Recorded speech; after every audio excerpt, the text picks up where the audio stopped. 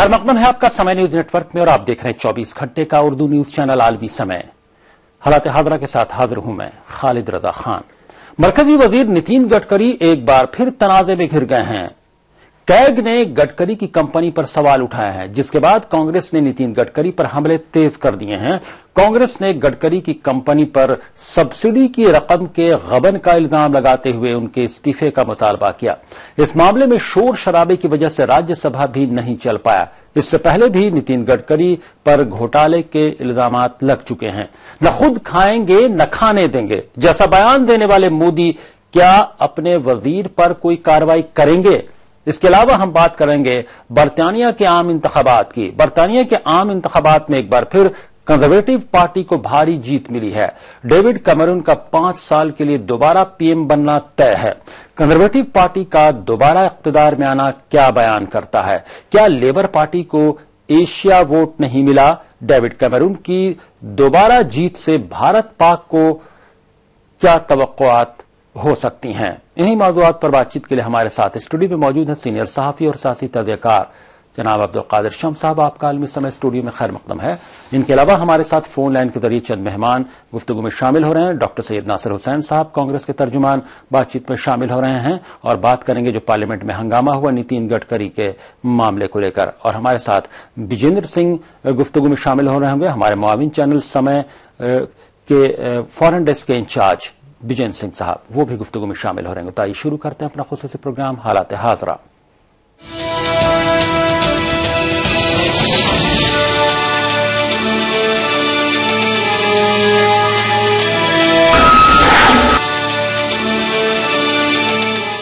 राज्यसभा में मोदी सरकार आज कई बिलों पर मुहर लगवाना चाहती थी, लेकिन गडकरी मसले पर राज्यसभा में बार बार हंगामा होता रहा, जिसकी वजह से ऐवान की कार्रवाई 7 बार मुलतवी करनी पड़ी। हालांकि 7वीं मरतबा ऐवान को पीर तक के लिए मुलतवी करना पड़ा। कांग्रेस ने नितिन गडकरी की कंपनी पर सब्सिडी की रकम के गबन का इल्जाम लगाते हुए उनके इस्तीफे का मुतालबा किया। दरअसल राज्यसभा में पेश हुई सीएजी की ऑडिट रिपोर्ट में मरकजी वजीर नितिन गडकरी की कंपनी पूर्ति सखर कारखाना पर सब्सिडी के तकरीबन 13 करोड़ रुपए की रकम के गबन का इल्जाम लगा है। गडकरी की कंपनी पूर्ति सखर कारखाना ने Indian renewable energy development agency से 84 करोड़ 12 लाख रुपए का एक लोन लिया, लेकिन बाद में IREDA इस कंपनी से सिर्फ 71 करोड़ 35 लाख रुपए ही वसूल पाए। गडकरी की कंपनी ने नॉन परफॉर्मिंग असेट्स में दिखाते हुए सब्सिडी की बची हुई रकम वापस नहीं लौटाई, जबकि पूर्ति कंपनी के प्रमोटर ने पर्सनल गारंटी दी थी। जब सरकार ये दावा भी करती है और करना भी चाहिए कि हमारे सरकार में ईमानदारी है, पारदर्शिता है, जवाबदेही है, हमारे देखिए इस सदन की परंपरा रही है। इस सदन में पहले हुआ है जब सत्ताधारी दल विपक्ष में था तो जो कैग की रिपोर्ट है, सीएजी की रिपोर्ट, वो उनके लिए रामायण और गीता थी। आज जब इन पे आती है ये प्रधानमंत्री आके जवाब दें। जब इनके मंत्री के खिलाफ आती है बिल्कुल होगा, जवाब लिया जाएगा, इस्तीफा लिया जाएगा, इनको करना पड़ेगा। हम इसको नजरअंदाज नहीं होने देंगे। हमारे साथ बातचीत के लिए स्टूडियो में मौजूद हैं अब्दुल कादिर शम्स साहब और फोन लाइन के जरिए गुफ्तगू में शामिल हो गए हैं कांग्रेस के तर्जुमान spokesperson doctor Nasir Hussain साहब। डॉक्टर नासिर हुसैन साहब, क्या जो नारा है नरेंद्र मोदी साहब का, न खाएंगे न खाने देंगे, क्या लगता है इस नारे के बाद नितिन गडकरी साहब पर जो इल्जामात लगे हैं, जो सीएजी की रिपोर्ट है, उसके बाद क्या कहेंगे आप? देखिए, राहुल गांधी जी कुछ दिन पहले पार्लियामेंट में बात करते समय इनको मजाक में कहा था कि ये सरकार सूट बूट की सरकार है। उसके बाद में अरुण जेटली जी ने कहीं अपनी बात रखते हुए उन्होंने ये कहा कि ये सूट बूट की सरकार नहीं, ये सूझबूझ की सरकार है। अभी जिस तरीके के चीजें बाहर निकलते आ रहे हैं, मुझे लग रहा है कि ये सूझबूझ की सरकार नहीं, ये लूटपूट की सरकार है। क्योंकि इनके पार्टी के अध्यक्ष रह चुके हैं नितिन गडकरी साहब, अभी इस सरकार में मिनिस्टर हैं और गवर्नमेंट की तरफ से बड़े बड़े जो कंट्रोवर्सीज होते हैं उसके बारे में बात करने के लिए, डील करने के लिए इन्हीं को आगे छोड़ा जाता। जब ये खुद एक किसी कंट्रोवर्सी, फाइनेंशियल डील की कंट्रोवर्सी में लिटपिट है, मुझे नहीं लगता है कि इनको सरकार में मंत्री बने रहना इनका कोई हक है। इनको इमीडिएटली अपने मिनिस्ट्री से इस्तीफा दे देना चाहिए और इनको जब तक क्या इनका नाम क्लीन चिट जब तक इनको नहीं देती, जब तक इनका नाम उनसे निकाल नहीं देती इस कंट्रोवर्सी से, इनको फिर दोबारा मंत्री नहीं बनना चाहिए। जी जी, आप जैसे ही आप क्या उम्मीद की जाने के क्या ये फैसला नरेंद्र मोदी साहब ले सकते हैं, क्योंकि उनका नारा बार बार याद पड़ता है कि न खाएंगे न खाने देंगे। देखिए, नरेंद्र मोदी बोलते कुछ है, करते कुछ है, उनके वादे कुछ हैं, उनके करतूत कुछ हैं, उनके कहने कुछ है और करनी कुछ है। तो ये हम लगातार देखते रहे हैं, सिर्फ इस मुद्दे पे नहीं, सिर्फ करप्शन के मुद्दे पे नहीं, इवन सोशल इश्यूज पे भी जिस तरह के बयानात इनके पार्टी के लोगों की तरफ से आए थे, वो एक टाइम भी इंटरफियर नहीं करे। ना तो उनमें उतनी हिम्मत है कि वो इतने बड़े नेता से वो रेजिग्नेशन ले, ना ही वो चाहते भी, क्योंकि जो है वो खुद अभी तक कर क्या रहे हैं, अदानी जैसे लोगों को एंटरटेन करना, उनको लेके पूरी दुनिया की सैर कराना, वो खुद भी तो यही कर रहे हैं, क्योंकि ये बड़े कॉर्पोरेट और बड़े कैपिटलिस्ट के किस सहायता से, उनकी मदद से, उनकी फंडिंग से, उनकी स्पॉन्सरिंग से तो ये प्रधानमंत्री बन के आए हैं। जी जी, तो मुझे नहीं लगता कि वो लेंगे, लेकिन कांग्रेस पार्टी के तरफ से मैं ये बता देता हूं कि इस तरह के जितने भी इश्यूज है, कांग्रेस पार्टी लगातार पार्लियामेंट में रेज करते रहेगी। जब तक इस चीज के ऊपर प्रधानमंत्री बयान नहीं देंगे या इनका रेजिग्नेशन नहीं होगा, कांग्रेस पीछे नहीं हटने वाली। जी, आप फोन लाइन पर बने रहिए। हमारे साथ स्टूडियो में मौजूद है सीनियर जर्नलिस्ट और पॉलिटिकल एनालिस्ट अब्दुल कादिर शम्स साहब। अब्दुल कादिर शम्स साहब, क्या लगता है, चूंकि कांग्रेस एजिटेशन जारी रखेगी, कांग्रेस अपनी मुखालफत जारी रखेगी जब तक कि वो इस्तीफा नहीं देते हैं, ये कहना है कांग्रेस का, क्या नरेंद्र मोदी साहब ये फैसला ले सकते हैं, अगर क्योंकि उनकी बात ही अगर रखी जाए, जो उन्होंने खुद वादा किया कि न खाएंगे न खाने देंगे, अब सीएजी की रिपोर्ट के बाद ये बात तकरीबन तय है कि कहीं ना कहीं से कुछ मामला गड़बड़ है। देखिए, अभी नितिन गडकरी साहब का मामला जो सामने आया है, ये मामला बहुत संगीन है, इसलिए इस लिहाज से कि कैग की रिपोर्ट जब कहती है कि जो एक वजीर है मरकज में, उनकी कंपनी के खिलाफ इस तरह के कोई भी बिना सबूत के कैग की रिपोर्ट सामने नहीं आ सकती है, नंबर एक। नंबर दो ये कि एक जिम्मेदार ओहदे पर रहते हुए जिनके खिलाफ अगर कोई भी बात सामने आए तो उन्हें अपनी जिम्मेदारी का एहसास करते हुए और खुद ही इस्तीफे का ऐलान करना चाहिए या फिर खुद ही उसकी तहकीक का ऐलान करना चाहिए, किसी प्रॉपर एजेंसी से उसकी तहकीक कराए जाने का सरकार को ऐलान करना चाहिए। लेकिन मैं देखता हूं कि उसके जवाब में, पार्लियामेंट में सवाल का जवाब और वो जवाब का फिर जवाब देने का जो अमल है, ये बात गैर मुनासिब सी लगती है। आपको याद होगा कि इससे पहले नागपुर में जब एक बार पहले भी इनके ऊपर क्लेम लग चुका है, इन पर इल्जाम लग चुका है इसी तरह की बदनवानी का इनकी कई कंपनियों पर, तो इन्होंने नागपुर में एक बार धमकी भी दे डाली थी कुछ अफसरान को। शायद लोगों को याद हो, उस वक्त आम आदमी पार्टी ने भी इसके ऊपर क्लेम किया था कि बदनवानों की जो फहरिस्त तैयार की थी उसमें नितिन गडकरी भी थे। जो इनकी कंपनी है पूर्थी शक्कर कारखाना, उसमें उस पर पहले भी इल्जाम लगे थे कि कई तरह के इल्जाम लगे थे कि किसी प्यून को वाइस प्रेसिडेंट बनाकर दिखाया गया था, या फिर ऐसे और कहीं ना कहीं से कुछ अमाउंट का भी मामला पहले आया था, जिस पर काफी हो हंगामा हुआ था, जिसको बाद में इन्होंने कहा कि क्लियर हो गया है। इस तरह की बातें आई थी। नहीं, सरकार को तो ऐलान करना चाहिए, बल्कि कैबिनेट को ऐलान करना चाहिए। कैबिनेट मिनिस्टर की कंपनी के खिलाफ ये इतना संगीन इल्जाम लगा है। आपको याद होगा कि जब 2G स्पेक्ट्रम की बात जब सामने आई थी तो बहुत ही बढ़ बढ़कर कूद कर बीजेपी के लीडरान बोल रहे थे। आज जब उनके खिलाफ कोई इल्जाम लगा है तो उनको इसकी इंक्वायरी का और उसकी तहकीक का और उसका ऐलान करना चाहिए, और उस वक्त तक इसकी इस्तीफे की बात अगर ना हो तो उसकी इंक्वायरी की बात तो फौरी तौर पर होनी चाहिए। और सरकार को अब आगे बढ़कर अपनी जो ऐलान और जो नारे दिए हैं नरेंद्र मोदी ने, उन नारों को हकीकी तौर पर करके दिखाना चाहिए। जी, क्या उम्मीद करते हैं डॉक्टर नासिर हुसैन साहब, क्या नरेंद्र मोदी साहब आने के बाद कोई फैसला लेंगे सख्त? नहीं, नरेंद्र मोदी जी के लिए सिर्फ इतना ही मैं कहना चाहूंगा एक शेर के रूप में, आपके वादे बहुत बदनाम हैं, आपके वादों पे दिल बहलाएं क्या। तो ये सिर्फ वादे करते रहते हैं, ये सिर्फ बोलते रहते हैं, ये तो कुछ करने वाले नहीं है। लेकिन कांग्रेस जो है अपनी संघर्ष नितिन गडकरी जी के खिलाफ जारी रखेगी।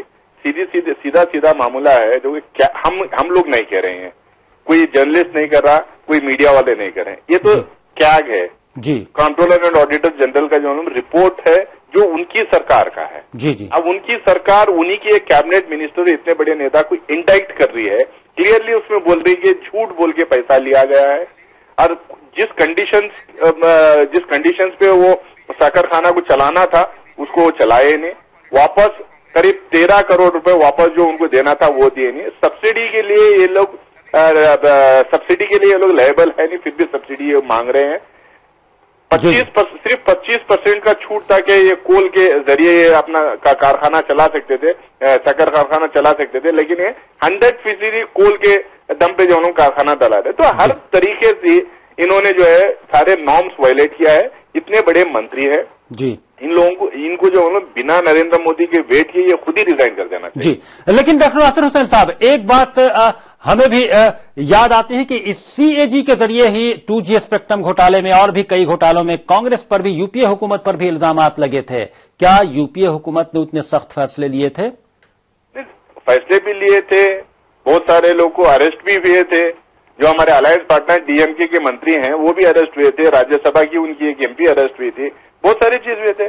जब हम लोगों ने जो ड्यू कोर्स है लॉ को, उसको अपने हिसाब से चलने दिया, उसमें हम लोग इंटरवीन किए नहीं, ठीक है, उसका खामियाजा भी हम लोग को भुगतना पड़ा। लेकिन हमारे प्रधानमंत्री कभी भी उस प्रोसेस में इंटरवीन नहीं किए और जहां जहां रिजिग्नेशन की जरूरत थी, कुछ मंत्री को रिजाइन करने की जरूरत पड़ी तो रिजाइन भी करवाए। जी जी जी, अगर आपको एक मॉरल हाई ग्राउंड मेंटेन करना है सरकार में रहने के बाद में, आप इतने वादों के बाद जब आए हैं सरकार में, तो आपको जो अपने एक मंत्री को सैक्रिफाइस करना पड़ेगा। जी जी जी। फोन लाइन पर बने रहिए अब्दुल कादिर शम्स साहब। जब यूपीए हुकूमत में होती है तो सीएजी की रिपोर्ट आती है तो बीजेपी का हंगामा होता है। जब बीजेपी हुकूमत में है, एनडीए हुकूमत में है, तो फिर सीएजी की रिपोर्ट आती है, कुछ वजीर उसमें उन पर उंगलियां उठाई जाती हैं, घपले का इल्जाम लगता है, फिर यूपीए या कांग्रेस की तरफ से हंगामा होता है। क्या यूं ही इस तरह का मामला चलता रहेगा या इस तरह के घपले रुकेंगे भी और आवाम का कुछ न कुछ फायदा होगा, आवाम के हक में भी कुछ होगा?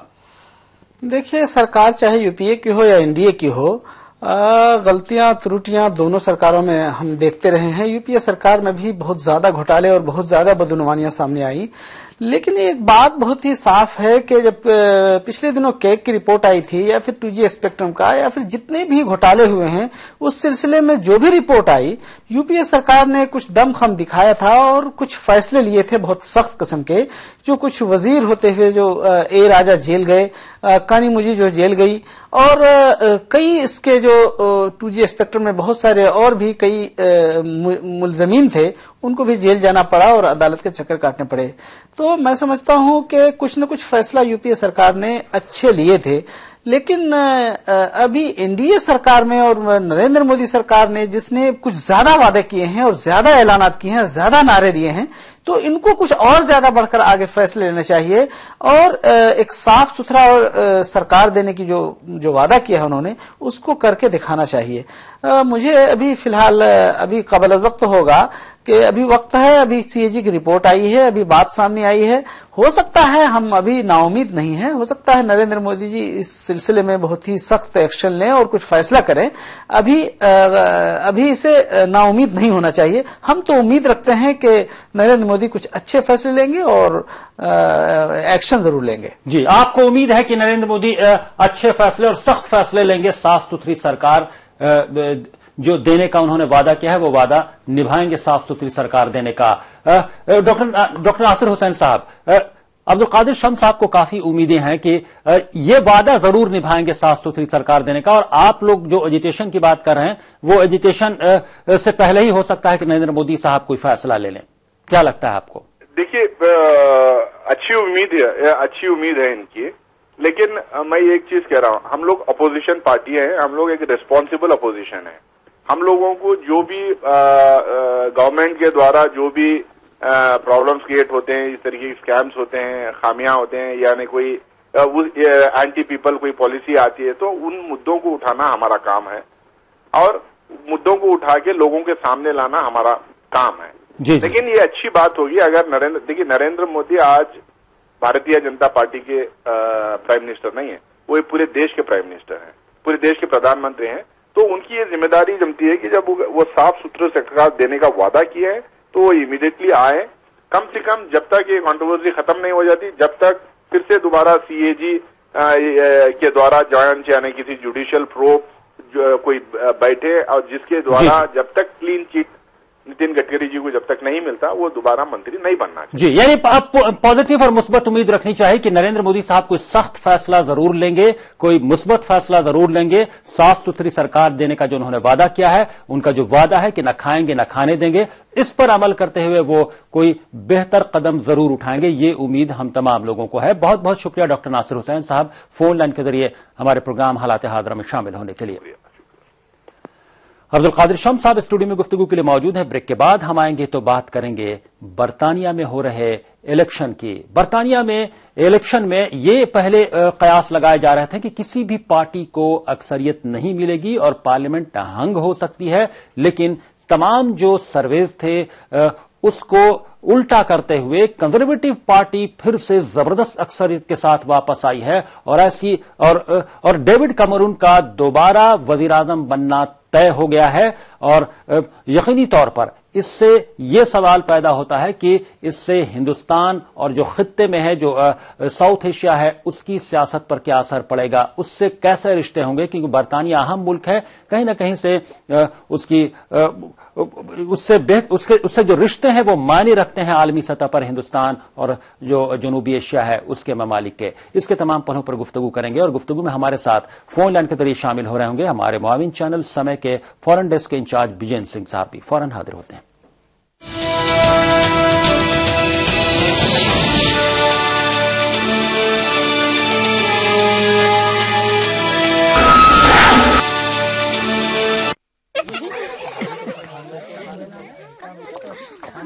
नीचे काकी, घर में शौचालय कहाँ है?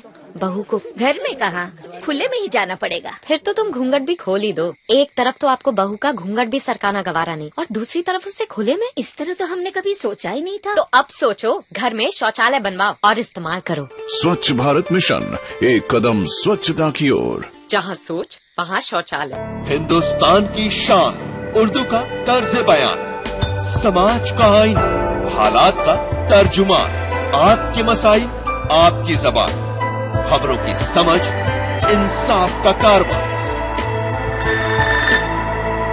आलमी समय, सच की पहचान।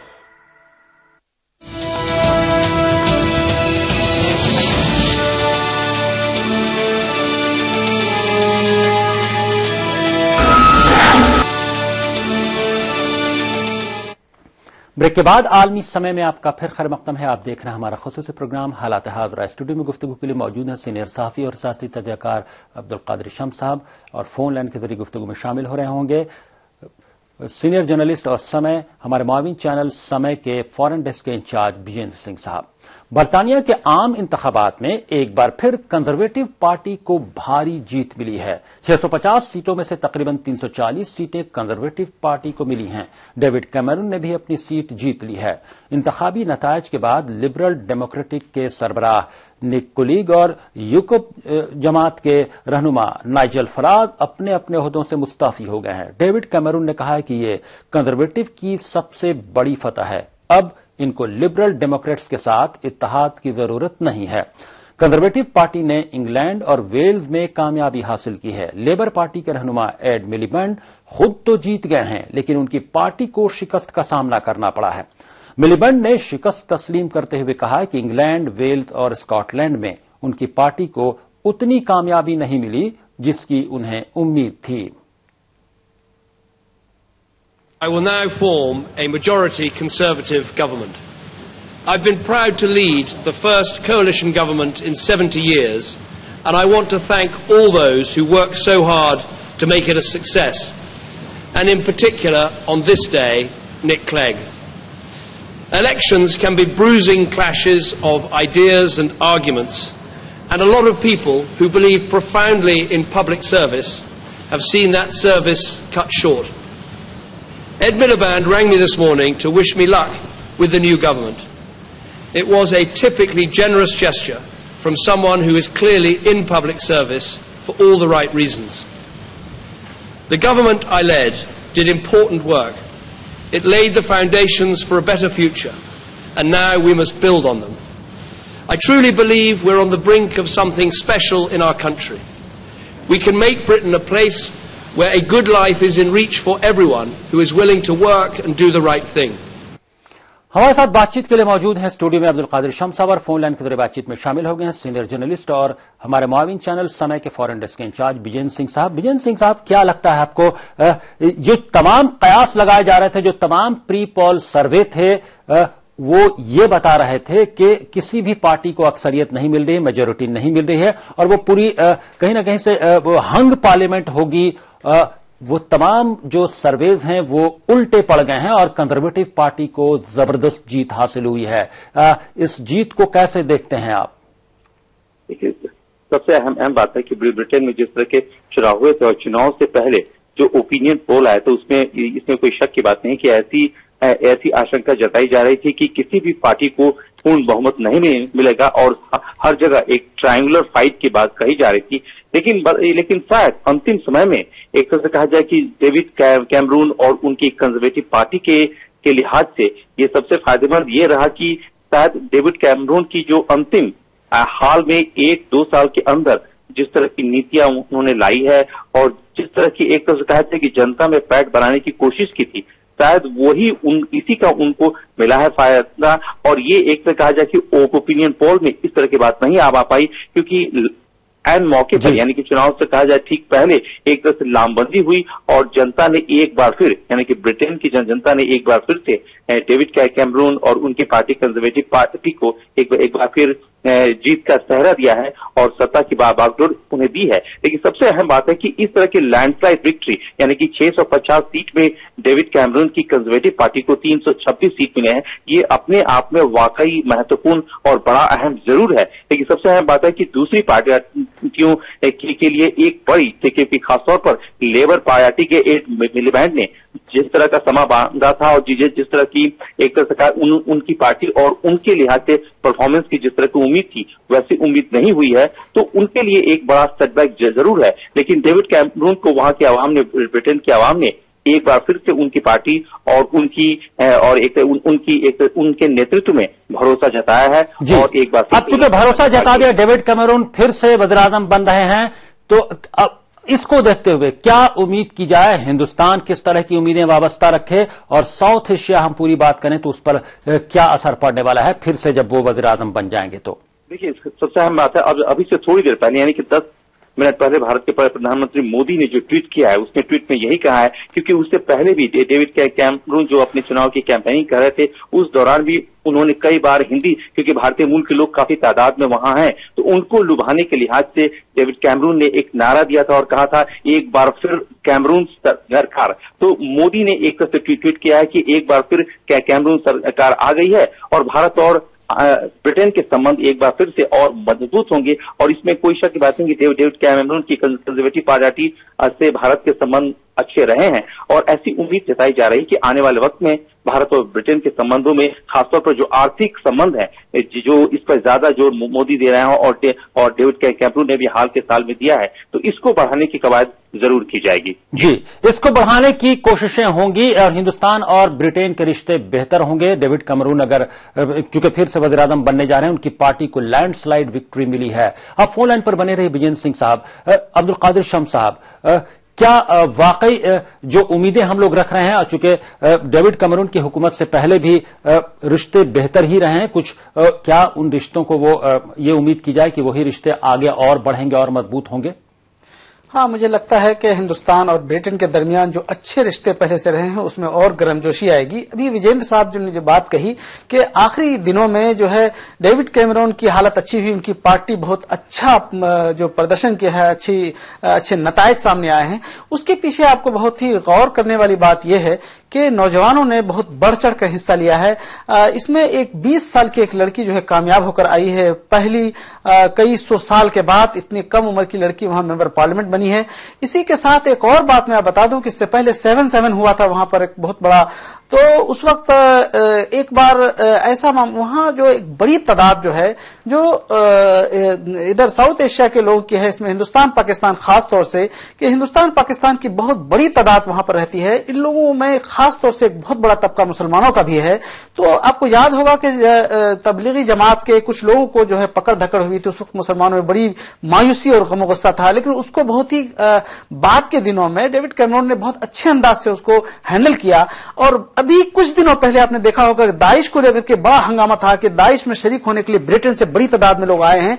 इस मामले के बाद जो कार्रवाई होने का ऐलान किया था सरकार ने, उसमें भी डेविड कैमरून ने बड़ी हिकमत अमली से काम किया और मुसलमानों के जो उसको एतमाद को हासिल किया है। मुझे ऐसा लग रहा है कि इन सब को मिलाकर देखें तो विजेंद्र साहब की बात बहुत ही सही साबित होती है कि आखिरी दिनों में उन्होंने लोगों का दिल जीता है और नए वोटर्स को उन्होंने लुभाया है। शायद इसकी वजह से उनकी सरकार आई है। जी, यानी जो उनकी कोशिशें रही हैं वोटर्स को लुभाने की, और तमाम जो प्री पोल सर्वे थे, जो ओपिनियन पोल्स थे, वो बुरी तरह से वो कहीं ना कहीं से वो उल्टे पड़ गए हैं और लैंडस्लाइड विक्ट्री मिली है कंजर्वेटिव पार्टी को और डेविड कैमरून फिर से वज़ीर-ए-आज़म बन रहे हैं। वज़ीर-ए-आज़म बनने का रास्ता साफ हो गया है। इससे ओपिनियन पोल पर भी सवाल उठते हैं। हिंदुस्तान में भी ओपिनियन पोल अक्सर ऐसा हुआ है कि वो उल्टे पड़े हैं। ब्रिटेन में ओपिनियन पोल जबरदस्त उल्टे पड़े। जो वोटर्स है, आम वोटर्स है, वो बहुत अक्लमंदी से और बहुत ही होशमंदी के साथ वोट करते हैं, जो ओपिनियन पोल में वो जाहिर नहीं करते। ये ब्रिटेन में भी साबित हो गया है। बहुत बहुत शुक्रिया विजेंद्र सिंह साहब फोन लाइन के जरिए गुफ्तगू में हालात हादरा में शामिल होने के लिए। अब्दुल कादिर शम्स साहब, आपका भी स्टूडियो में तशरीफ लाने के लिए और हालात हादरा में शामिल होने के लिए बहुत बहुत शुक्रिया। हालात हादरा में अभी बस इतना ही। आप आलमी समय को इंटरनेट पर भी देख सकते हैं। लॉग ऑन करें www.samaylive.com। फिलहाल खालिद रजा को दीजिए इजाजत, मगर आप देखते रहिए आलमी समय।